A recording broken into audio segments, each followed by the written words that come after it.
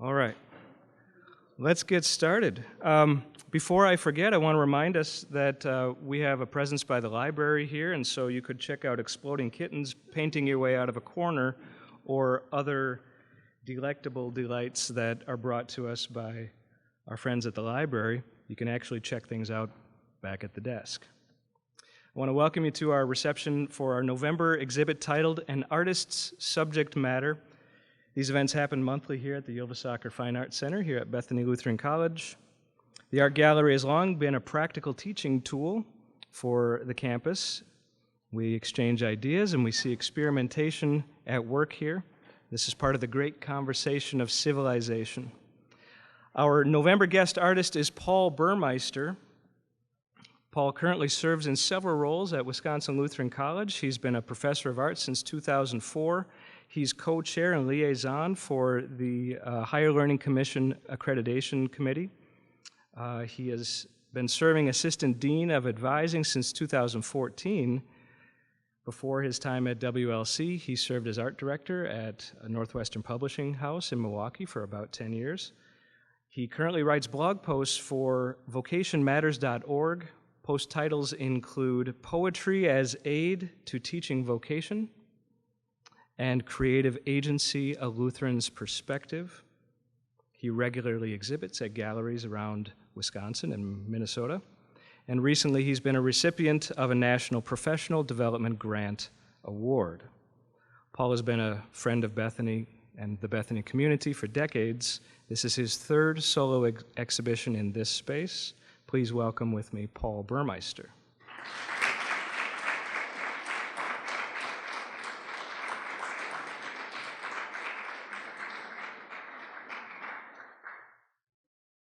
Thank you.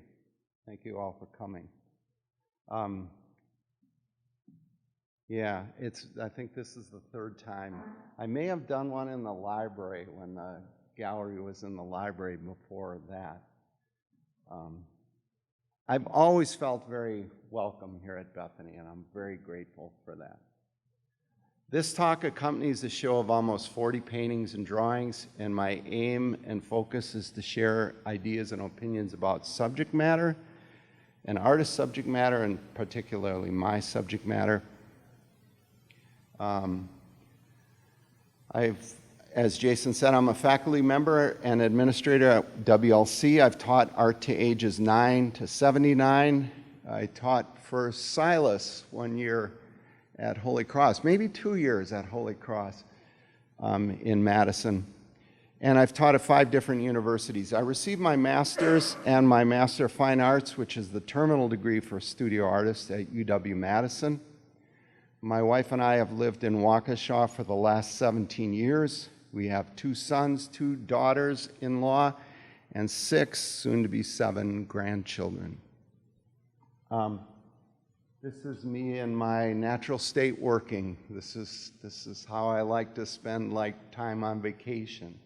And my wife and I tent camped in Door County last summer. It was a great experience.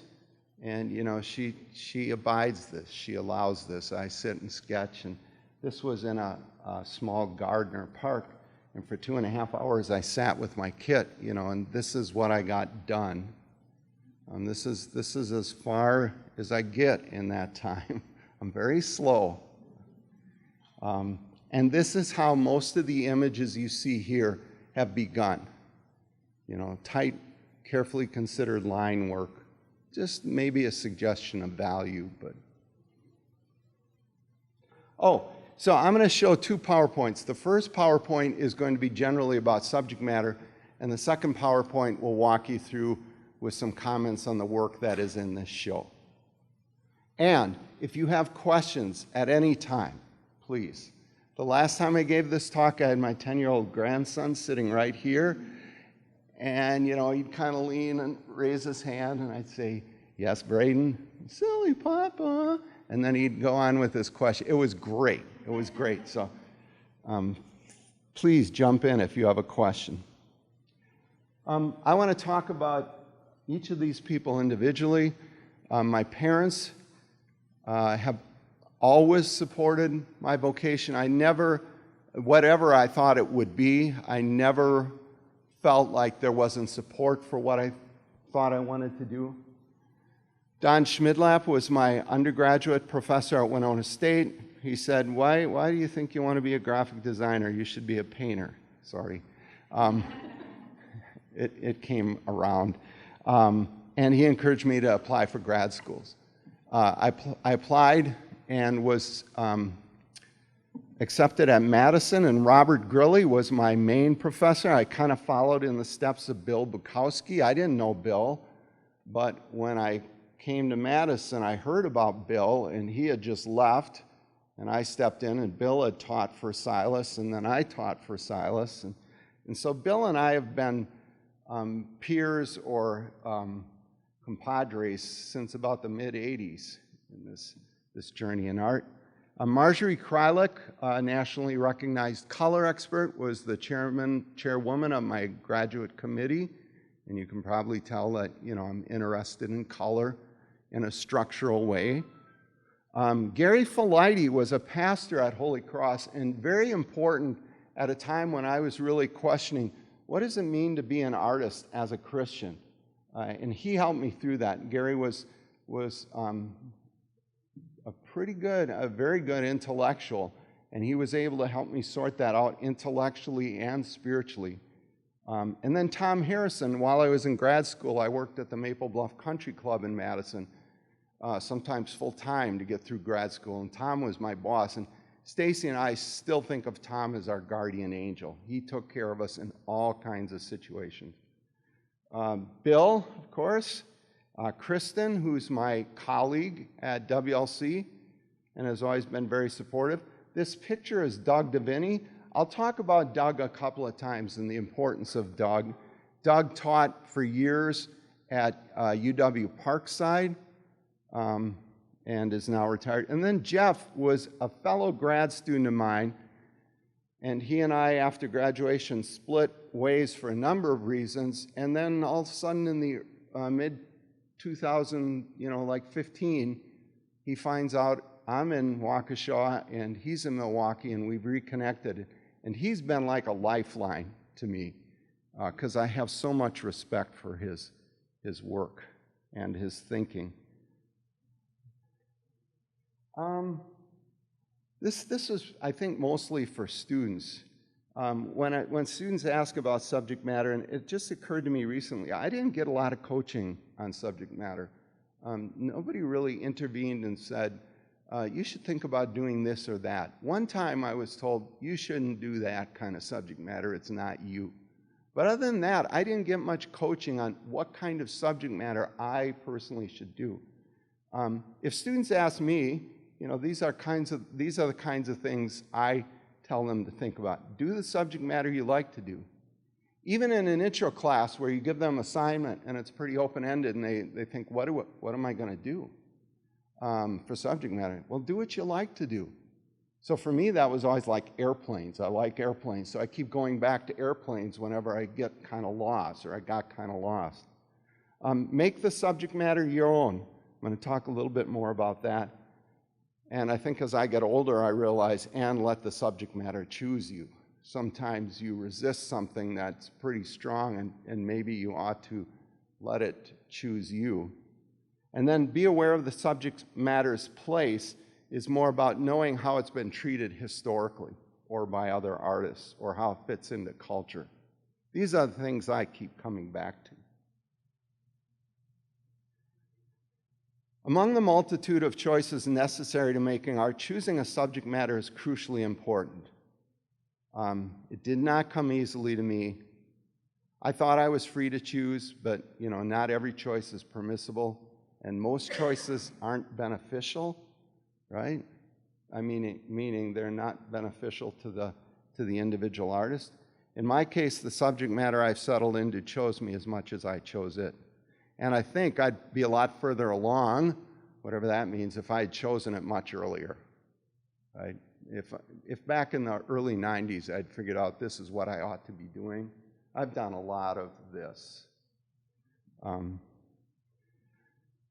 I did landscape painting for a while. I did portraiture, then historical imagery, then illustrational subjects such as rubber ducks. Some of you may remember those, and the character of Punch.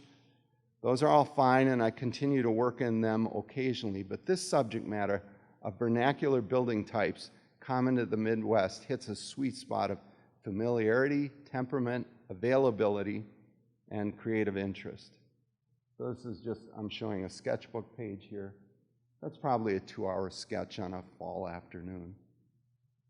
The question mark bullet is about the last time I gave this talk, people asked, but why? What is it about? What are you trying to do in the subject matter? And I'm not sure I have a grasp on that yet, but I'll share some things later. These are the characteristics. Most of them are a naturally good fit for the subject matter, and many of them have been brought to my conscious awareness by the comments of others. Bill once remarked that he thought there was something about my style that was distinctively early 20th century American. Remember that? Doug always has noticed the geometry in my work. And a long time ago, my friend Jeff, he was another name on there, speculated that my interests might work better on a smaller scale than a larger scale. An even longer time ago, Don, my undergraduate professor, and others brought the contemplative quality of my work to my attention. They meant it as a kind of criticism. Paul, your work's too contemplative. It needs to be more immediate, more direct. But I don't know if I can escape that. I don't think I can help but be regionalist. The dynamic between representation and abstraction has always been present. I really enjoy working from observation. I need to go back here, just wait. And these buildings, finding or discovering them is part of my desire to collect objects and experiences. The more I do this, I realize how much of this is about a kind of collection. And they don't move much, and I don't have to pay them model fees, right? I'd like to do figurative work, but... This is from an essay Willa Cather wrote, and I think it's, and I read it recently, and she's writing about Thomas Mann and his novel, Joseph and His Brothers. And she says, there's nothing in Joseph and his brothers more admirable than the tempo, the deliberate, sustained pace. Thomas Mann's natural tempo is deliberate. His sentences come out of reflection, not out of an impulse. And that aligned with the way I think about how I approach subject matter. And I think what I've come to realize is that there's probably a pace that's appropriate to every artist working in their subject matter, right? Other artists, and I'll show you some, might work faster in this subject matter, but this tempo is appropriate to my working with it. And then Gail Levin, probably the preeminent Hopper scholar, wrote, Edward Hopper's realism was not merely a literal or photographic copying of what he saw, but an interpretive rendering of the settings he depicted. The places Hopper painted reveal much about his personality, his tastes, and the cultural climate of his time. People often remark that, oh, Hopper, this kind of looks like Hopper. Yeah, I think we have that in common. This image is a shot of Giorgio Morandi's studio. Morandi spent most of his life painting bottles that he put on a table or doing prints of bottles. That's all he did. He did landscapes and some other, but bottles was it, right? And I like what Max Beckman said, because I think it's true of Morandi, and that it's something I'm aiming for. If you want to reproduce an object, two things are required. First, you identify with the object. The identification with the object must be perfect. And second, the object should contain, in addition, something quite different. He doesn't define what that quite different is, but I think that's important. And then John Berger, who's a Marxist critic, and I find myself often sympathetic with a Marxist kind of approach to art because it asks questions, right? Usually don't agree with the the answers, but the questions are usually pretty good. Can art justify an individual artist's choice of subject matter? And the reason art is capitalized is because art has become an institution that answers pretty much to itself, right? It's kind of an empire. That's the way Berger sees it. And so he asks, is it enough for the institution to justify it? Because what he's poking at is what is the artist's relationship to culture or society? Can the artist and their audience agree on the significance of the choice, right? I often wonder when I put up this work, what do you think in terms of, do you agree with the choice? Is it a worthy choice? My dad and I, when he could still see pretty well, we drive around Winona, the back streets, and talk a lot about the old buildings, especially in the old industrial sections. And once he said, Paul, you and I may be the only two people on the earth who like this stuff. And I thought, okay, well, I've got an audience of one, and we can agree. We can agree. And then can the artist find a subject matter within himself? I think that's a very complicated question, right? I think his answer would be, it's not enough to find it within himself, right?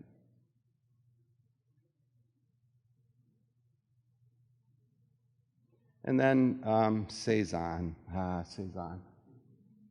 There was a major exhibit of his work in Chicago last year. Again, my wonderful wife, I said, we're going to go to Chicago for a couple of days, and I'm going to spend 2 days in the museum, and we did it.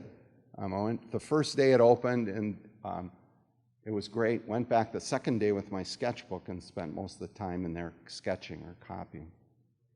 He's always, since I was an undergraduate, my second semester I took a watercolor class, and my instructor said, you should look at Cezanne's watercolors. They're amazing. They're not finished.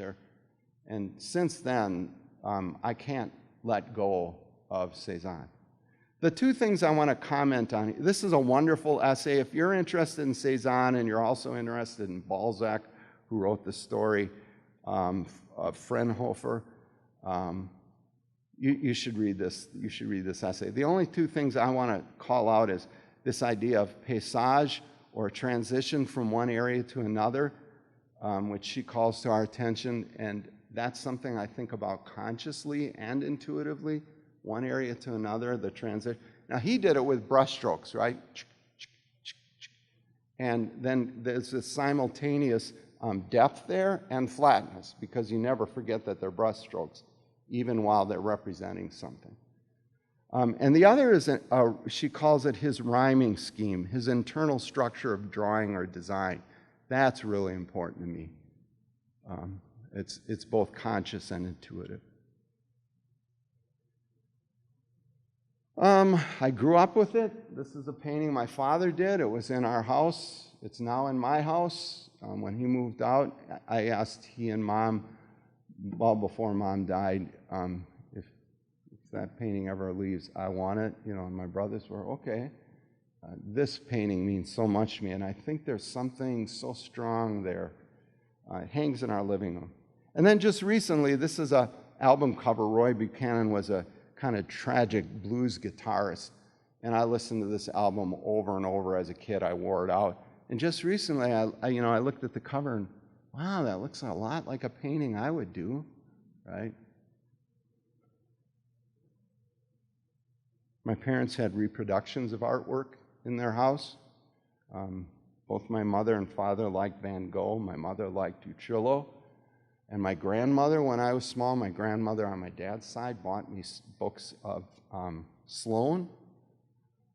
And I think Sloane actually is more of an influence on me than Hopper is in a kind of foundational way. The one thing I want to call to your attention is this line right here. And you'll notice how often there are those kinds of lines, big or small. And so that gets that. Well, so what's the deal here? What's important to you? I think it's time. I think these paintings are a lot about time, both on a macro level, that the way light casts shadows always reminds us of time, but also on the micro level that I'm trying to capture the relationships of a certain time of day. Eric Sloan, that's the artist's name. Other artists will often say, oh, and Charles Sheeler, you must like Charles Sheeler's work. Yeah, not so much. I like it, but not as much as like Sloan or Hopper. Charles Sheeler was very precisionist. Hopper is much more impressionist. Cezanne. He's first on my list of favorites. You know, if you'd ask Bill, he'd have a list of his top 10, and they change all the time, but certain ones stay. You know, for me, it's Pierre Bonnard, George Braque, Pieter Bruegel, Francisco Goya, El Greco, Philip Guston. You know who Philip Guston is? He's been really important. Edward Hopper, Bryce Marden, and Vincent van Gogh are also in my top 10. Oops, that's 12. You know, that's the problem with those lists. So, Cezanne landscape painting, and then a long time ago, a sketchbook in the Art Institute of Chicago, just spent most of the time there copying a Cezanne painting. I've always been very familiar with Edward Hopper. He's on the left. My undergraduate professor liked Fairfield Porter, who's on the right. I like Fairfield Porter too, but not as much as I did then. Richard Diebenkorn, who later worked much more abstractly. What I like about this image and a lot of Diebenkorn's images is that we're looking from the inside out to something, and he incorporates the inside as a design element. I like that a lot. And then Wolf Kahn. And Wolf Kahn painted, you know, barns and things on his property over and over and over again. And I've had the good fortune to see quite a bit of Wolf Kahn's work. And then lately, early modernist photography has become recently important. I've discovered affirmations and ideas in the images of French and American photographers. And because we have a photographer in the audience, I'm not going to try to butcher the pronunciations, but I really like all of these people. This one he did when he was 9 years old with a box camera he bought. Got down on the floor and it's really sweet. I see it as buildings. You know, you'll notice how often streets, roads, poles are in my work as a design element. But it's only been like the last 4 or 5 years I've been looking at these people. It makes me wonder, what if I had familiar and ready access to even older building types? You know, I'm working in the Midwest, so most things I'm working with are maybe 100 years old. What if I had access to things that were much older than that? What if I camped out in Chicago for a summer? What would happen to my artwork? Or what if I summered in Sicily, right? Every time I watch those movies, or movies set in the, I'm just looking at the buildings and not the fancy stuff, the more common stuff. Arches, you know, arches, lots of rounded things, and that just isn't in the, we don't see a lot of that in the Midwest. And then this group, from left to right, Doug Deviney, Jerry Belland, both these guys are from Racine. Jerry taught high school art in Racine for his career and has done very well as an artist. Myself and Bob Anderson. Bob Anderson also taught high school art. Bob and I are especially compadres because we share a Christian viewpoint. And so we're able to talk about that. Experiences with Doug and Bob beginning at the Pigeon Lake Field Station were pivotal. And then these guys said, hey, how about if we form like a plein air group and go out plein air sketching? And we've been doing that, except, you know, I'm the youngest by about 10 years in this group. And two of these gentlemen on the left aren't really able to do it anymore, right? But what a blessing this was for me. And so the show is organized kind of chronologically, earliest to most recent. And the stuff on that wall back there, those barns and that orange cement plant and those sketches, those come from that plein air experience.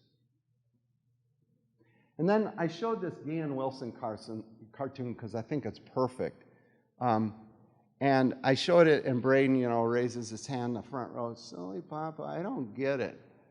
And then I showed this cartoon when I ran this slide past my theory course, and they didn't get it either, my college. So I just, to be clear, what Wilson has done here is the artist is out plein air sketching, and now he's no longer there because the thing he was sketching, I'm not a good joke about it, came out of the water and took him away, right? And that's what's left. I think it's really clever. And the reason I show it is there are many days when we're out sketching or on site when I feel like I'm getting swallowed up by my subject matter, and I lose, and it drags me away. It's about a 50% success rate. Usually I come home, and about half the time it's like, oh, that's pretty good, and the other half of the time, yuck, right? As much as I would have liked to exhibit even more works, there are other works that will never be exhibited or painted, or they've been painted over. A lot of these have been painted over. They're on top of something I decided, no, I'm not interested anymore. Sand it down, put a coat of color over it, and then put a new painting on top. Do you do that? No, I didn't think so. I do it all the time.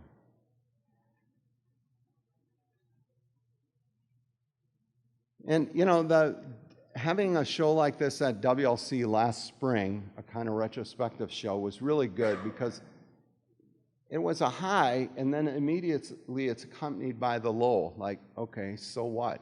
And people asked why. And so I used that feedback. Formal aspects that I heard related to subject matter. People like the color. But Jeff and others said, but what about eye level? Have you thought about well, yeah, of course I've thought about eye level, but what if you were to move up or below? And then what happens to perspective? And so this one is based on a comment Jeff made, because this one I now start exaggerating the perspective as it moves up and away, right? Normally I deal with verticals because as I can, they're straight. But if I had a monocular viewpoint, which we don't, but if I had a monocular viewpoint, these would start to converge somewhere up here, right? So that's something I've been thinking about. And then scale. And a lot of people ask, well, why is the work so small? And I think what determines the scale is often the size of a window or a door, and then it seems right. Or, one of the first things that gets placed is a window or a door relative to the scale of the work. Thematically, though, people said, oh, it's nostalgic. And no, I don't want to be a nostalgic guy. I'm not nostalgic. No, not. But there's a part of me that says, yeah, but if you're honest, there's a little bit of a nostalgia that creeps into this stuff. But it's not my intention. Documentation, not anymore. That green barn back there, I did 14 barns in Washington County, Washington. There was one from Ozaki, because I wanted to document the barns in my scheme. And 7 of them have been torn down since I documented them. These guys that I showed you, they joke about the Burmeister curse. There are a lot of things you're seeing here that not long after I painted them, they were demolished or torn down. Traditional, yes, certainly. About time and temporality, yes. Surreal? No, or maybe. This is Giorgio Chirico, the Italian kind of proto-surrealist. I like this painting because he includes an element of architecture in the background, and I like his work a lot. And then he has this kind of theatrical curtain that parts in a way that Guston often did. And this is a self-portrait I executed recently. I'm holding up a mask of Cézanne. The composition is based on something I really enjoy about El Greco, and the style is more of a Guston style. It's just an homage to my influences. It's called Holding My Own. Is it about temperament and anxiety? Maybe. I'll come back to the anxiety one. Is it imperfect and open? Yes. Is it about ruin and weathering? Yes. Is it about human interest? A woman that I go to church with, she's quite a bit older than I am. She came to the opening, and a week later she brings me a slip with a book title on it, and now I'm going to forget it. It's a graphic novel. And she said, I've been reading this graphic novel, and I've noticed how important doors, boy, why can't I remember the name of it? How important doors are to the story. And when I looked at your things, I noticed how many doors there are, and that quite often they're open or slightly ajar. And I think that's because you want a human presence in your work. Wow. It's like, thanks, Joni. Yeah. So maybe there is. The anxiety one, I don't know what to deal with. I have an alum. She was a student of mine who's bought, I think, 4 paintings from me now. So she knows my work, and she knows it over time. And when I gave the lecture, she was also sitting up front. And she said, and after being an art major, she went to Mount Mary and got her degree in counseling, and now she's a counselor. And she said, I think your work's about your anxiety. My anxiety? What do you mean, my anxiety? I think your work's about your anxiety. It demonstrates a lot of things that somebody who has anxiety might be working with. I got to take those things at face value. I think Eric and others, or Andy and others have said, I like how your work is calm or quiet, right? I'm aiming for that. Why am I aiming for that? Sometimes I worry like, okay, at least here, it's calm and quiet. Nowhere else is it calm and quiet. I'm anxious about so many things, but at least here. So maybe there's some truth to that. So that's the first. I want to acknowledge my wife. I want to acknowledge Bethany and the art department, especially Jason. Thank you, Jason. And Sophie. Sophie's been great. Sorry. It was like, do I add an A on the end? No, Sophie. Sophie's been great. So I want to thank the two of you. Gallery 1 is a framing shop in Waukesha. Christopher Audley's the proprietor. He's been very helpful, helps me find economical solutions. I've framed all the paintings, but anything that's behind glass, he and I work together on. And then Wisconsin Lutheran College for supporting this. Tomorrow's the last day to withdraw from a class at WLC, and I'm the Dean of Advising, and I'm not there on this day, but my boss said go. So I acknowledge their support, okay? Any questions so far, comments or feedback? I've done a lot of talking here. Andy. Doesn't do art very well or hasn't for very long. And you don't know completely what your own work is about. And to explain how that is, how you do work you don't know what it's about, and how you exist in that sort of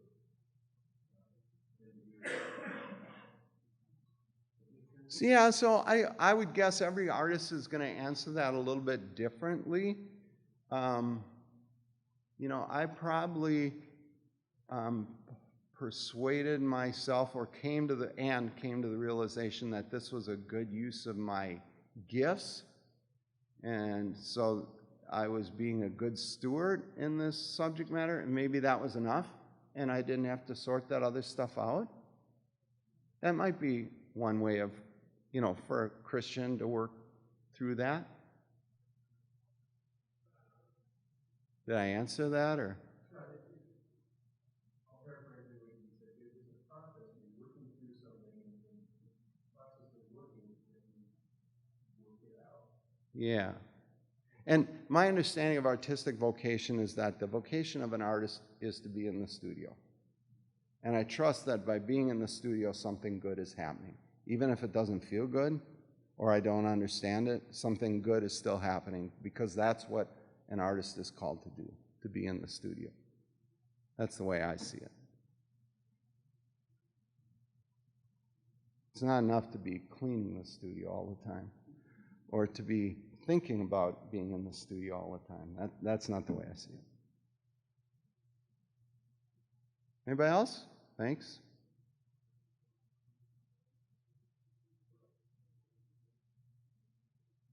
Okay, the works in the show.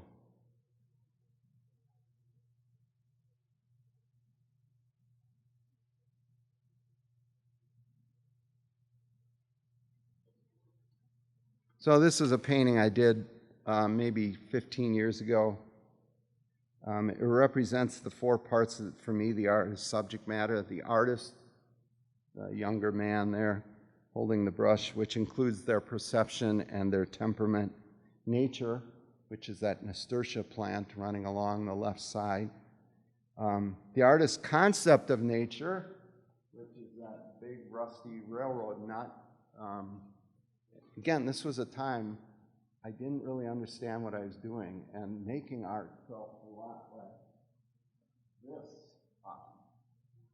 impenetrable. And then back to the artist's formation. This is a copy of a Cézanne painting, loose copy of a Cézanne painting, and how formation and tradition are part of these choices. Yes? So can you go back to that? So you just described a symbol system. A what? Symbols. Really? I think so. One thing stands for an idea. How important is it that people get it? Do you want the audience? To me? No, well, for the audience. Yeah, how important for you is it for the audience to know your intent? Well, see, I was trained in the halls of deconstruction and postmodernism, so there's a part of me that says it doesn't matter. I don't buy that. The importance for me is pretty basic. I hope my work draws you in and you get a pleasure from it, more or less, depending on individual works. And after that, it's all bonus, right? Maybe you understand what's going on about color relationships, because they're pretty sophisticated, or what's going on in terms of composition. But mostly, if a viewer can receive some pleasure from the work, that's enough for me. Does that answer it?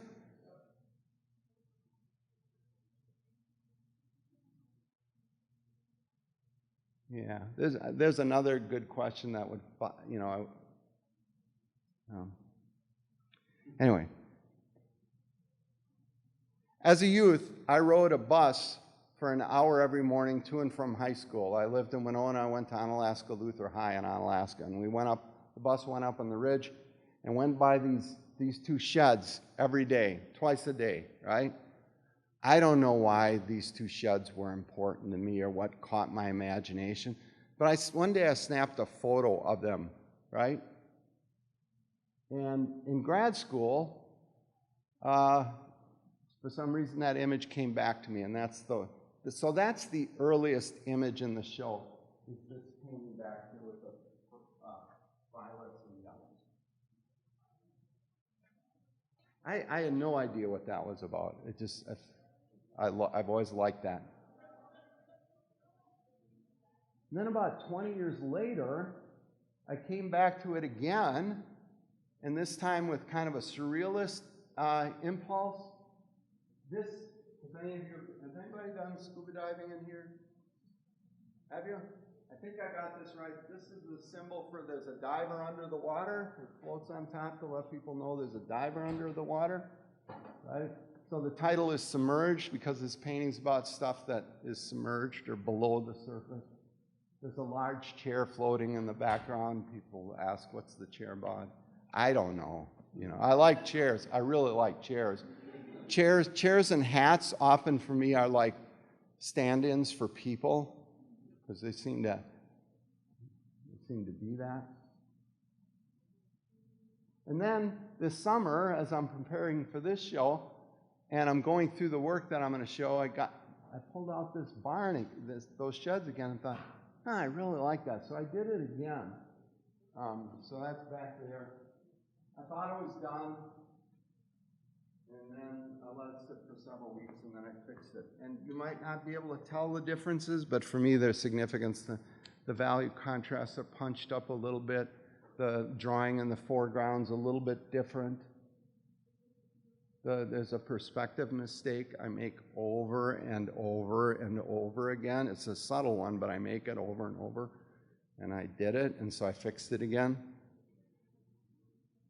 In graduate school, these aren't in the show, but in graduate school, I did a series of portraits of my fellow artists' studios. So I'd walk into their studio and take a photograph and then do a large oil painting of their studio, and this was a portrait of them. This is Kara's. No, this is Kara's studio. Tara's studio. Large oil painting. And then I got out of grad school. I rented a studio space on Atwood Avenue. It was kind of the golden age of my artistic career before just recently, because I was getting some attention. And this is just looking out the window. And so I did a number of paintings on burlap of just structures I saw out the window. So I've been working on this in this mode for a while. I taught some landscape painting courses in Madison, and I like to take students to parking garages because we could get up without having to ask for permission and look down. And generally, people don't bug you in parking garages. You know, and they keep, whereas if you're out in a park, people are always coming up and asking, what are you doing? Yeah. So Paul's Bar, it's kind of a landmark on State Street. This is the back, 3 views of it. And then recently, Stacy and I still make day trips to Madison. It's our favorite spot. And I said, can I do watercolor for a while? And she walked State Street, and I did that watercolor there, thinking I'd do a larger painting of it. I haven't, but I like to show that because it's an example of how I work.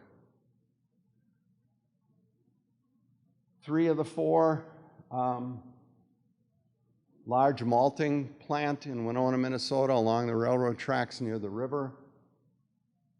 Young, exciting Italian Philadelphia artist was hired at Winona State the same time I was, and I told her, let's go sketching.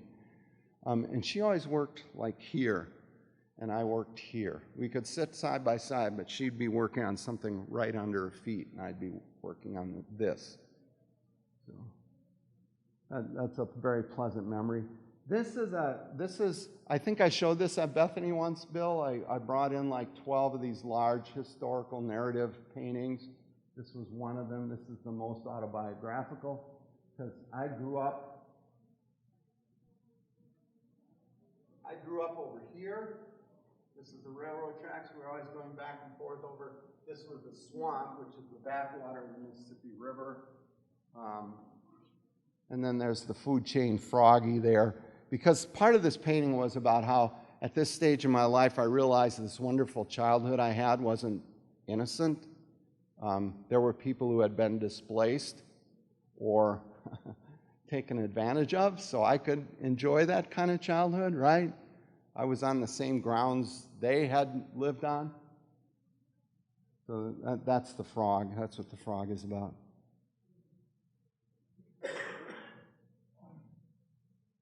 This is a really important drawing to me.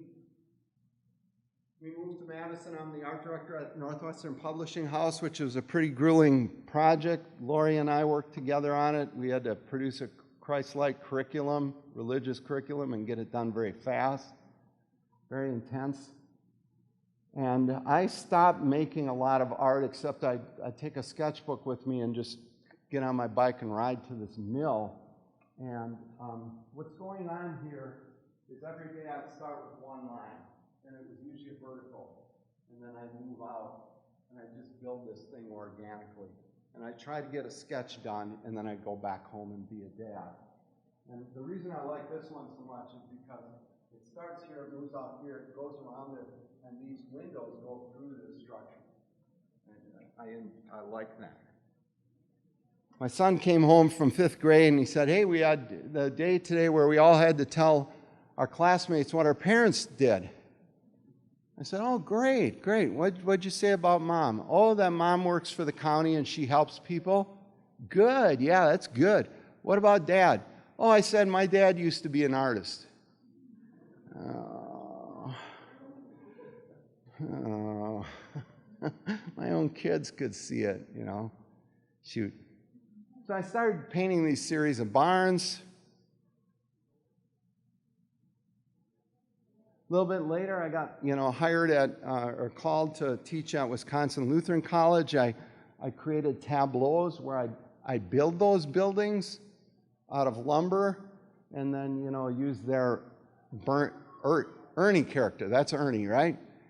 And I carved this duck and painted it, and I carved this rooster and painted it, and I created these tableaus with this kind of subject matter. It was a lot of work. And I don't think I was great at it. I carved a Philip Guston eye out of wood and stuck it through the window of this building I had created. And there's Rita Hayworth and, that kind of dotted cabbage thing. It was fun. One day my wife called me. I was at a coffee shop on my way into work, and she said, Paul, there's water in the basement. And that's where my studio's always been.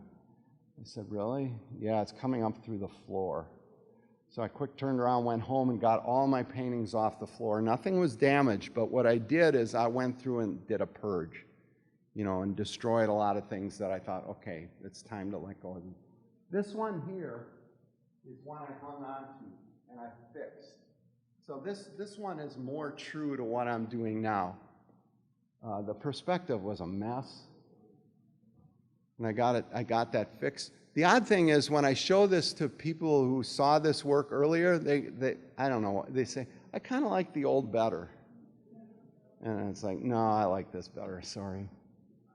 And then for a while I was doing very large paintings like this. One on the right, again there's a chair. That's an octahedron, isn't it? It's like this perfectly strong three-dimensional structure. Yes?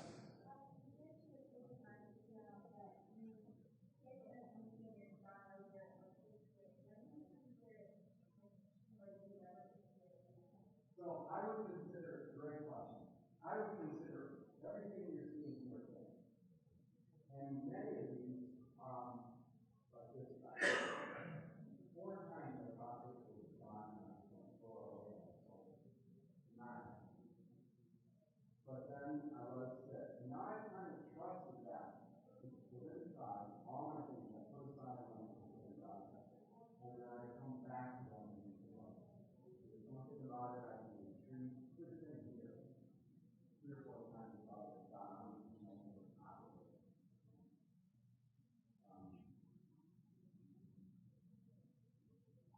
Others, they get to a place like these 3, get to a place where I think they're done, and I haven't gone back. But generally, I kind of trust that process that over time, I'll either figure it out or get rid of it or fix it. But everything you're seeing here, I would think is done. Does that make sense? Good question. For a while, I did smokestacks before I moved to this, and I thought smokestacks would be cool. These paintings got juried into what's going on in Wisconsin art now. So that was a cool thing, and I knew the juror, and I had a lot of respect for him. He's the curator at the Wisconsin Museum of Art, and he juried these into a show. And you can see there's some liberties being taken with perspective here on purpose. The smokestacks aren't really like this, and those windows are all wrong, but I was having fun with them. There aren't a lot of smokestacks left, and they're not that easy to find, and I was spending a lot of time trying to find them. And then for a while, I liked this idea of doing old buildings and putting things on the side of them. So this is a National Geographic illustration put on the side of just a fantastic structure. Not fantastic meaning awesome, fantastic, it came out of my head. This is in Okoboji, Iowa, a grain elevator that's been preserved, and it's this blinding silver sheathing on it. And we saw a lot of pelicans in Okoboji, so I thought, oh, I'll make an old vintage pelican apple crate thing and put it on the side of that. And that there is pretty close to us, and I put a Diebenkorn figure drawing on the side of that. So every once in a while, I like that idea. This goes back to the Pigeon Lake Field Station experience. It was an immersive experience. You go up there, you get up at about 6, you eat breakfast, and then you make prints till about 10 o'clock at night, and then you have scotch or whatever people have, and you get up the next morning and do the same thing. But the way Doug structured it is we'd go out in the mornings and draw on site. And so that's a drawing from on site. This is a print I did from drawings on site. We went up to Bayfield, Wisconsin, very scenic.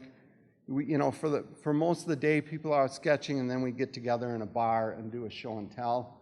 Everybody else has got like 4 or 5 things, right? And what'd you do, Paul? Got that done. But Doug comes over and he says, and Doug doesn't know me that well, he says, that's really kind of nice. And I really like its geometry. And you have a sense for color. And just that was so important to my understanding of maybe what I should do. Because I respected, and I still do, respect Doug so much. These are from the plein air experience. Cement shop, cement factory, a elevator that was torn down about 2 months after I painted it in Burlington. These two got juried into a regional show that was like what's going on in Wisconsin art now. I wanted to show my sketching technique, so there are a couple of those in here. They're in the top one's in watercolor. I use blue pencil a lot. It's something I learned from the illustrators I worked with. Use a blue lead because at the time it wouldn't reproduce photographically, and it's hung on. Disney illustrators would use it.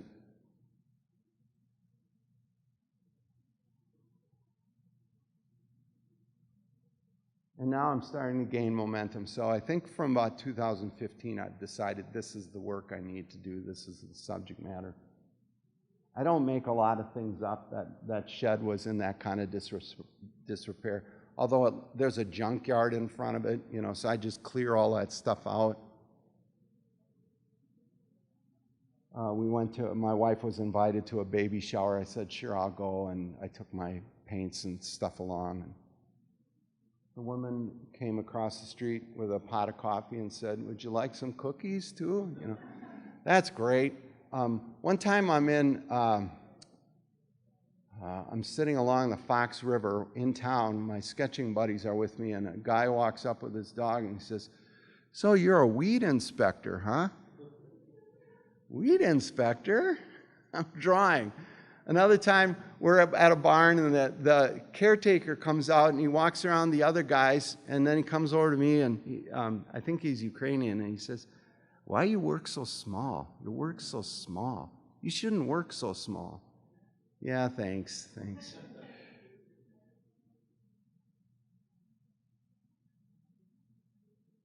8x10s. I like this 8x10 format because it allows me to move a little bit quicker. And because I'm moving a little bit quicker, I maybe take some risks that I wouldn't normally take on something that's larger. So there are 3 8x10s there, and then this is an 8x10. I always have 8x10 stretch canvas in my studio because if I just want to try something, I'll do an 8x10. All of these got juried into shows. This one in Beloit, that one in Beloit, and the bottom 2 in Racine. This was bought by a fellow artist. I really like this painting. I really like that painting, so it's really cool when a fellow artist goes, I really like that painting too, and buys it, It's an old elevator shaft. Aluminum forging factory was removed in Cedarburg, but the developer left that shaft because he wants to build retail on top, and he's still going to use that shaft. he came over and asked me what I was doing, you know, kind of like, what are you doing? But then he ended up giving me a tour of his whole development idea, and it was cool. Stretching this way, but also stretching conceptually. This by far at WLC was the most popular work in the show, the one on the top. And on the night of the opening, I had three people asked to buy it, and I sold it to the person who bought it or offered first. That was pretty cool. It's a mistake painting. I won't tell you why it's a mistake. I did it specifically for some show, but I misread the criteria, and they wrote me back and said, we really like the painting, but you missed this. And yeah. So anyway, it turned out okay. This is in Dallas. I've been to Dallas several times. Dallas is a really interesting city architecturally because you get these really cool juxtapositions of the really old and the really new. One thing you'll maybe notice in my work is how often I like this kind of window or opening in compositions. This was very, this painting took a long time. This is a painting that the perspective was just so frustrating. I get so angry and okay, I got to stop. Just let it sit. Come back a month later. Oh yeah, now and then, come back. But I think I got it now. More stretching. This one's in the back. This is one of my favorite. Personally, this is one of my favorite paintings. I did this sketch a long time ago in a sketchbook from a newspaper photograph. It was just a porch, and it was attached to a house. And I recreated it, and it's a blind porch now. It goes nowhere, right? It doesn't make any sense. I like that painting a lot. And then this is a compositional study. This one's fairly large. It's my homage to Montmartre, which is the neighborhood in Paris where all these great artists hung out. And what I like about this one that I should think about more is this kind of framing where things get pushed to the perimeter or the edges. I like that. It's also in a square. Both these are in squares. Alleys, an alley in Winona that I've done numerous times. My father bought that painting. This one's in Louisville. Again, quite a bit of editing going on. You know, there's all kinds of stuff back here, but I just cleared out because I like this opening. The coffee shop I go to all the time in Waukesha. Somebody asked yesterday when they were looking at, if I do something like this coffee shop or this alley back here, so we're out with all the grandkids and my kids and we're shopping and oh wait, that light is perfect. So I go back with my, this is so great, right? Because you don't have to carry a camera around anymore. And I snap a photo and then I convert it to black and white. So that if I'm working photographically, I'm working from a black and white image because I prefer to figure out the color either from my memory or my intuition or my knowledge of those things, rather than like using the photograph's color as a source. And then these are the most recent things. Again, I'm with a fellow student. We come out of a place in Waukesha and the light was just right. And I didn't have this along and she had her camera and I said, hey, can I use your phone? Can you send me that photo? I took 2 or 3 and combined them in this. An old bar in Hayward. This painting in Baraboo, a lot of artists, kind of people like that painting. This is one of those I paint and I think, why would anybody ever want to look at that?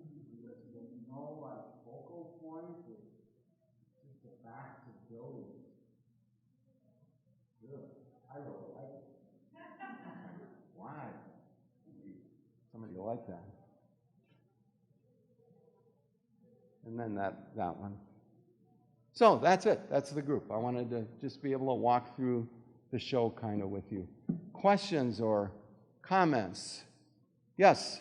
One thing that I was mentioning is that I noticed there's not a lot of like cars or like people. It feels very like quiet. It feels like a very quiet part of everything. Yeah, that's usually the result of some kind of attitude, right? So if there are cars, I don't want to be cars, so we get edited out. Or I just wait till there are no people there and take them. Are you okay with that? You know, I think the only figure in this group is that little walking figure back in that one smokestack painting back there. But I really like what Joni said about how many open doors or windows there are. It's maybe my way of doing that. Art's a human project. Yes?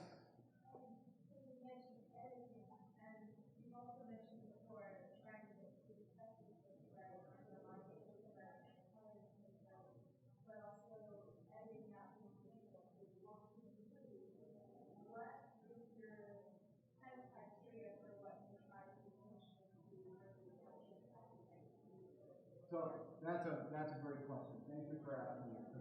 I wanted to say that I really, as much as I can, I understand and appreciate the attitude. And it's that sense of improv, right? And so for me, I really approach these as improvisation, right?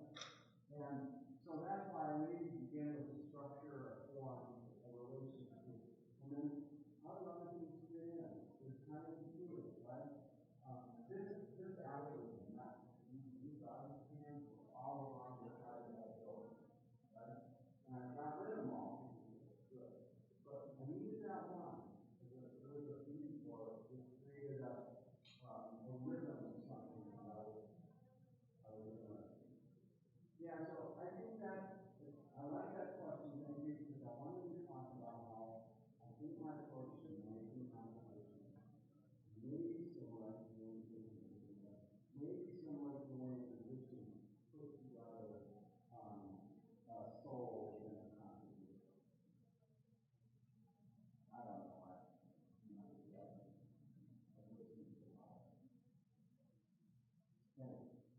Does that make sense? Okay.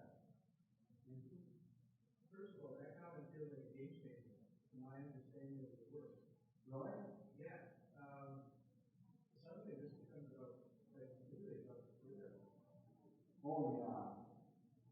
I think this is either expression that you're doing whatever you do. You can do whatever you want. You're okay. Yeah. Balance against, is that enough, right? Is it enough to do whatever I want and disregard the audience, you know? And right now I'm at a place where I trust that I'm able to connect. So I'm okay. Could you talk about your rationale for pricing? This is something that I think students can escape school without really hearing. Rationale for pricing.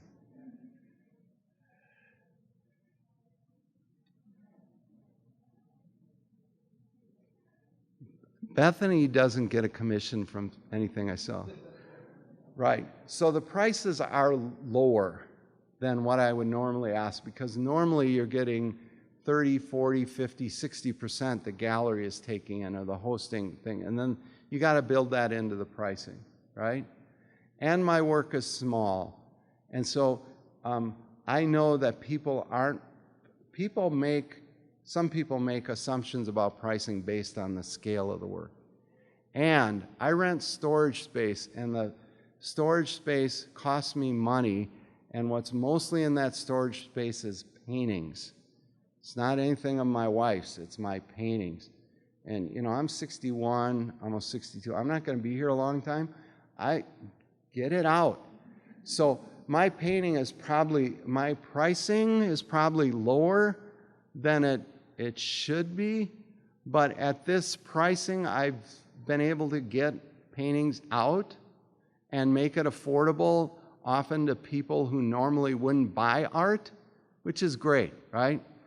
For example, my WLC show, most of the pieces were bought by former students who are just starting to carve out their own lives.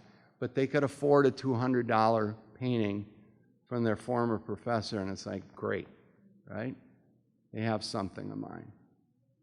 I don't know, that doesn't answer your question. But.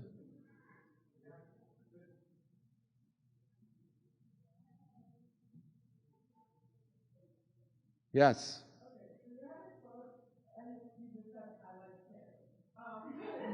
That like is all caps.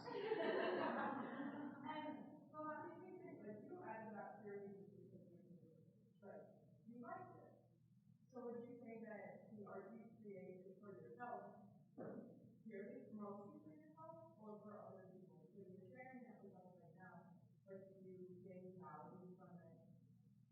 I don't know, for yourself? Well, again, it goes back to my understanding of vocation, right? I'm called to be an artist, and I have these gifts, and I ought to use those gifts to the best of my ability, right? But vocation isn't about serving in, it's about serving out, right? If it was all about me, I have to wonder. I can justify some of that because I can say, this stuff is the bedrock of my teaching. This is my scholarship. So even if it doesn't sell, even if nobody, it still curves out, right? Pardon? Yeah, that makes sense. And then, the fact that recently people have been attracted to this work and the kind of comments I hear from people who see the work fall within, what I'm hoping for. That's great.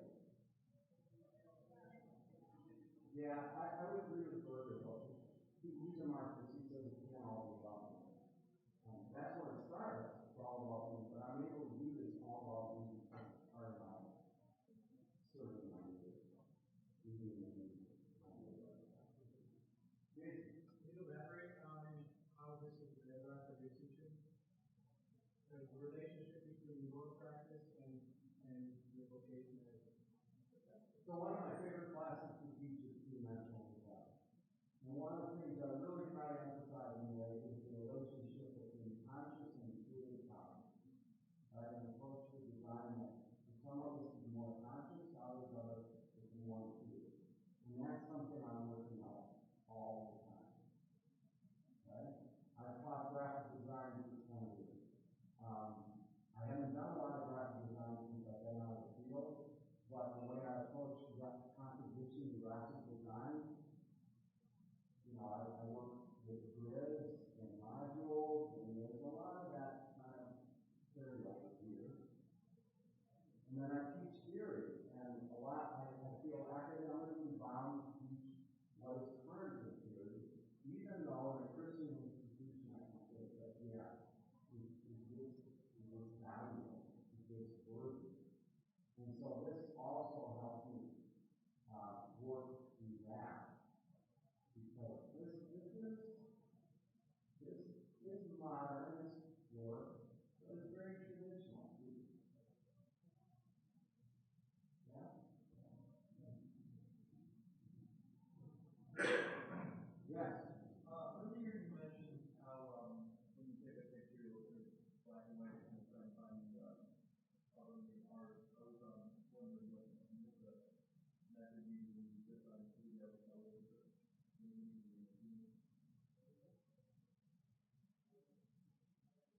Well, your class has to, what do you think? well, I'd imagine you obviously Well,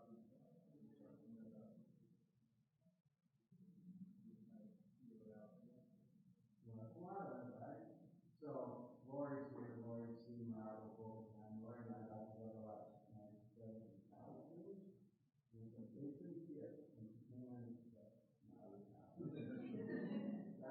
So there's something that I keep returning to, something that I'm drawn to. Even if I tell myself, I'm going to make this quite a bit different, I move back towards a certain power, right? So there must be something intuitive about it. But I'm also measuring values and structures in a more conscious way. But I don't go into a painting knowing, except in this one, this is one license, I'm going to do it all in yellow.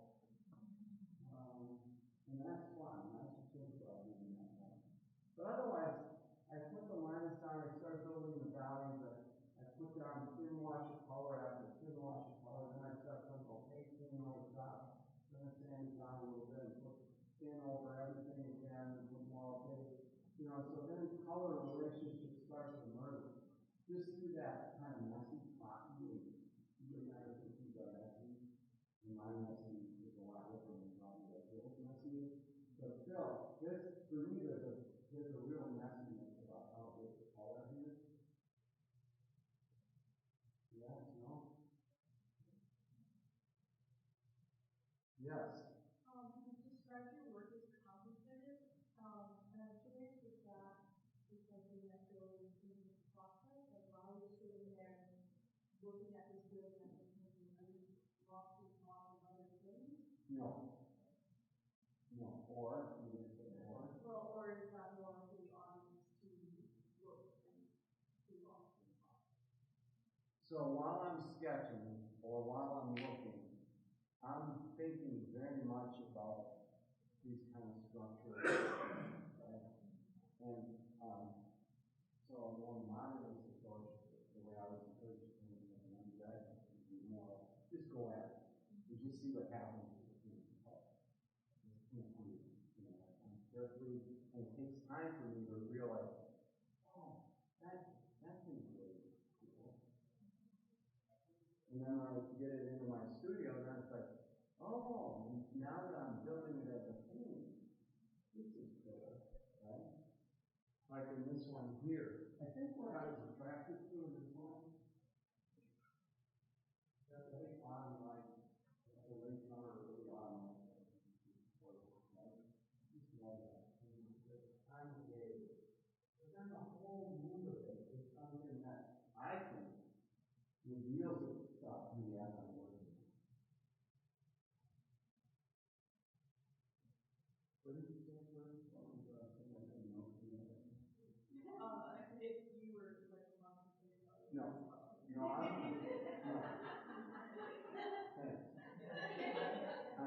really zoned in. That's why I don't appreciate it. I try to be nice, and I think I can be nice. But I don't appreciate when people come up with that bugging me, you know? I've got to get this done. This time, this place is so precious. As students who have taught me that vision exceeds execution. So that has to do with the various intention. You think that you're going to make a certain kind of thing, and then you can't quite reach it. Does that ring true to you?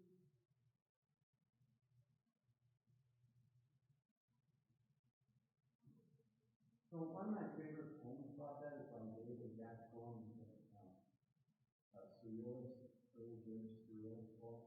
He compares it to boxing. And he's always fighting, and he's always trying to win, but he keeps getting knocked down. But he realizes that's what it's about, is the fighting, you know. I'm not ever going to win, but I keep fighting. That's how I experience it.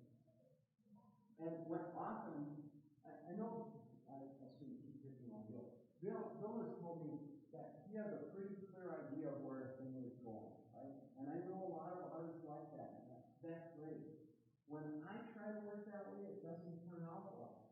Because either my vision isn't clear enough, my mental vision, or I get sidetracked by something that suddenly becomes more important. So I trust more. I don't know how to parse that out in that quote. Are you satisfied with your work? Yeah. Yeah.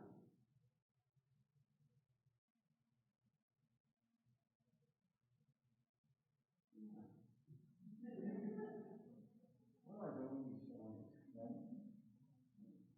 I'm curious, you seem very thoughtful and reflective about what this could be and how reacting and go back and could you have been dissatisfied with the work that was done with the art capacity? Or do you need the season of 3 years to sort of work through? So I think all artists need that. You know, that Grill used to say that. Notice how there are no child pottery in art. There are in music, but not in art. And did very well early, but notice how many artists really came into their own later on. And look at the work, especially the great artists, that they did very late in their life, where they had this like clarity, right? So I think time and experience and maturity, all that's important. My graduate experience was very difficult, right? I just felt like, because Madison was so divisive, there was one real lister, one representation, and two. Who's the other guy? He was gone by the time I was there. He and Billy didn't even get along. So that. Anyway, I was in Billy's camp, so all the other students and all the other faculty didn't want to pay a lot. So it was just a really odd time. But I think if I would have decided to do this subject matter earlier, I would have gotten more satisfaction earlier. When you look at my body of work, it was quite a bit of it. You don't see that in a lot of art. It is what it is.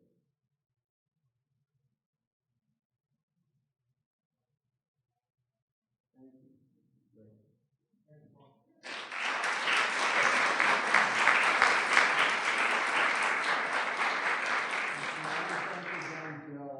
Over the years, Bill's done a lot, and one thing Jason for putting this together and helping, one thing he's open to really helping us all come together. Thank you, Bethany. Thanks, Bethany. I'll stick around for a while. I've got nowhere to go.